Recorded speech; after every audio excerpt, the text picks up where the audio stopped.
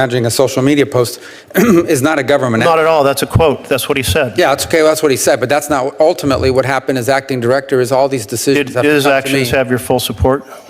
The ones that I signed off on, yes, which is the ones that Of happened. what because Elon Musk did with USAID? No, but understand, these are contracts. All these Did he do it contracts. without or with your support? That's what I'm trying to understand. Well, not my support, it was my actions. His Doge team did a lot of cancellations very, very quickly, and it fired a lot of people. It wasn't clear to me whether that had your support or not. The Doge team didn't do anything. I did it. I was the one that made the decisions. I went through contracts, literally spreadsheets, line by line. I remember being in a hotel, I believe in Guatemala, going through line by line on spreadsheets of contracts that were canceled, contracts that were approved, contracts that were amended. These are all contracts. So, hello, Patriots. Welcome back to Conservative Mandate, the channel where we fight to defend America's core freedoms and protect the values that made this country great. Today, we're exposing a shocking attack on our nation's integrity and the global consequences of weak leadership. This isn't just about numbers or policies. It's about lives, liberty, and the future of our great nation. Before we dive in, make sure to hit that subscribe button, smash the like button, and share your thoughts in the comments below. Stay tuned until the end, because what we're uncovering today will arm you with the truth to stand against the left's dangerous agenda. Together, we can take a stand for freedom and make our voices heard. Now, Patriots, let's talk about what's happening behind the scenes. Senator Merkley had the audacity to accuse Senator Marco Rubio of causing the deaths of hundreds of thousands of children due to the restructuring of USAID, an international aid program funded by your tax dollars. Let's be clear. This is another desperate attempt by the left to smear conservatives and frame us as heartless, all while ignoring the truth about global responsibility. Here's what the left doesn't want you to know.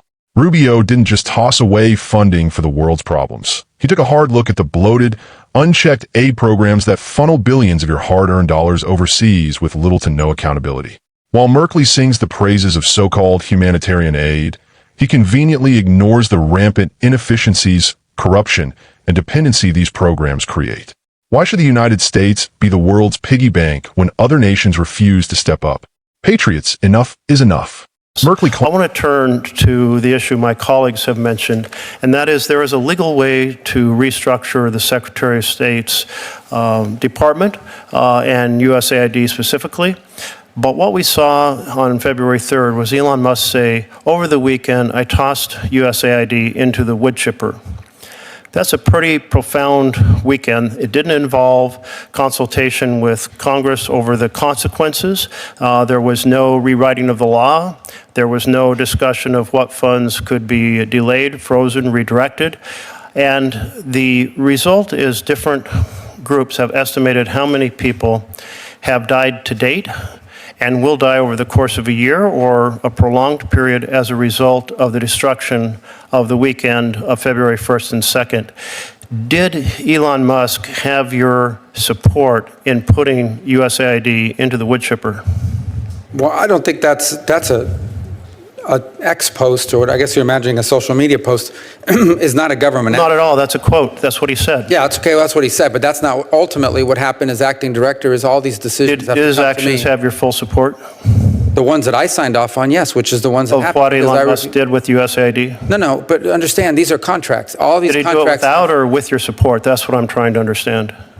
Well, not my support, it was my actions. His Doge team did a lot of cancellations very, very quickly, and it fired a lot of people. It wasn't clear to me whether that had your support or not. The Doge team didn't do anything. I did it. I was the one that made the decisions. I went through contracts, literally spreadsheets, line by line. I remember being in a hotel, I believe in Guatemala, going through line by line on spreadsheets of contracts that were canceled, contracts that were approved, contracts that were amended. These are all contracts. So in that case, I'll put the responsibility with you since you're taking credit for it rather than with Elon Musk.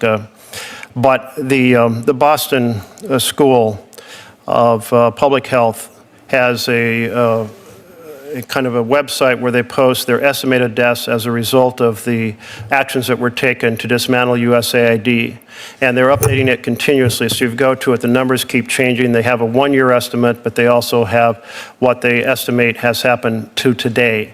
And as of today, they estimate that the actions taken in putting USAID in the wood chipper Child malnutrition, 53,500 more deaths. And I'm rounding off because the numbers are continuously changing. Child diarrhea, 45,400 more deaths.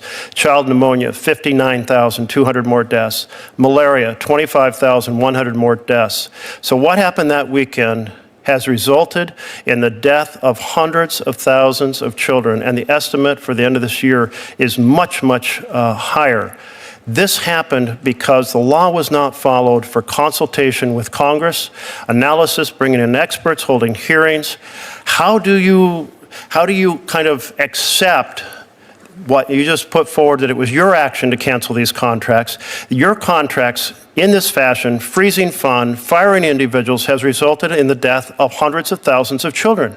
That's false. That's fake. That's just not true. That's a study based on if we canceled every one of these programs permanently. Okay, and I'm reading it right here because I'm glad you brought it up. It assumes a near total freeze in U.S. foreign aid for HIV, AIDS, tuberculosis, malaria, and other diseases. There is not a total freeze. 85% of PEPFAR recipients are receiving their care right now. But the numbers you're saying, those aren't real numbers. I understand that's what the school said in the worst case dramatic scenario. And even then, I think it's exaggerated. But there's just no evidence of the fact that, I don't remember what the numbers are, 100,000 children have starved to death in the last 4 months because the United States made reductions to USAID. Well, that first of all, is pretty atrocious. That would mean that nobody else in the world is doing anything. We're taking care of the entire planet? Well, I must say, I think your response does not fit with what the published results were, but there's other groups that have done this as well. There's a study in Nature with healthcare experts from a whole number of leading universities, and they said basically if you shut down USAID, and it may not be fully shut down, but my colleagues who follow this closely say, it's 80-90% shut down. And Nature study, or published in Nature, said, look, because of what has happened, we will see some 15 million additional deaths over 15 years just from HIV, producing 14 million orphans, and another 10 million people, children and adults, dying from malnutrition, tuberculosis, diarrhea, malaria, and other diseases. And there's even higher numbers from the Friends of the Global Fight Against AIDS. I think it's this rash shutdown without due process of law, that is not coming and doing it in collaboration with rewriting the law, freezing funds, canceling these contracts without consultation, that you have exacted enormous harm on the world. Again, those numbers you're saying are staggering and unrealistic. The reality of it is, if what you're saying is that unless the United States funds foreign aid at these levels for in perpetuity, the world's going to suffer 15 million deaths in 15 years, and every country should be voting for everything we want at the UN. The number was 15. Because we're basically funding and feeding the world. 15 million in the study of Nature, yes, from the shutdown of these programs. Thank you. Merkley claims that Rubio's actions caused over 53,000 deaths from malnutrition, 45,000 from diarrhea, and tens of thousands more from other diseases.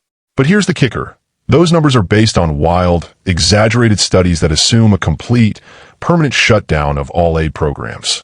Rubio himself confirmed that 85% of HIV/AIDS recipients are still receiving care under PEPFAR programs. The left is lying to you, plain and simple. This isn't just about aid, folks. It's about fiscal responsibility and American sovereignty. The left would have you believe that unless we bankroll the entire planet, we're somehow failing at being a global leader. But that's a lie designed to guilt you into handing over more of your freedoms and your money. We need leaders like Rubio who are willing to make tough decisions and prioritize America first. And let's not forget who Senator Merkley is defending. He referenced Elon Musk's tongue-in-cheek comment about putting USAID into the wood chipper to paint a picture of chaos. But Musk isn't the problem here. He's a distraction. The real issue is the left's inability to grasp the concept of shared responsibility. Where are the European nations? Where are the global elites who preach about climate change and social justice, but refuse to lift a finger when it comes to real crises? They're nowhere to be found because they know Uncle Sam will foot the bill. Patriots, this is a wake-up call. The radical left is using emotional manipulation and cherry-pick statistics to undermine the tough, necessary steps we need to take to secure our future. We can't let them win. It's time to mobilize, speak out, and demand accountability, not just from our leaders, but from the world. America cannot and should not carry the weight of the world on its shoulders. If you agree that it's time to put America first, that it's time to stop letting guilt and lies dictate our policies, then join the movement. Share this video, leave a comment about how you're standing up for our values, and make sure to subscribe to Conservative Mandate. Together, we can push back against the lies and secure a future that puts hardworking Americans first. Stay strong, stay informed, and stay patriotic. God bless you, and God bless the United States of America.